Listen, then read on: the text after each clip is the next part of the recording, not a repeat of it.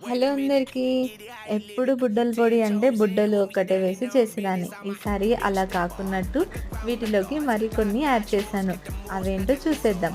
బుడ్డలు, నువ్వులు ఇలా అన్నీ వేయించుకోవాలి. నేను ఎందుకు ఇలా అన్నీ వేసుకున్నా అంటే పిల్లలు వాల్‌నట్స్ ఇలాంటివి తినరు. వీటిలో అయితే కనిపించదు. బాగా తినేస్తారని చెప్పేసి వాటిలోకి వాల్‌నట్స్ వేసుకున్నా. అలాగే పప్పులు గూడా కొన్ని వేసుకొని వేయించుకున్నా. ఈ పొడి చేసి పెట్టుకోవడం వల్ల మనకు కూరగాయలు కర్రీస్‌లోకి లాస్ట్‌లో వేసుకోవడానికి బావుంటది. అలాగే గుత్తి వంకాయ ఇలాంటివి సడన్‌గా చేసుకోవాలన్నప్పుడు పొడి రెడీగా ఉన్నప్పుడు త్వరగా అయిపోతుంది. ఎండు కొబ్బరి వేయించుకోవాలి, గుమ్మడికాయ విత్తనాలు వేయించుకోవాలి.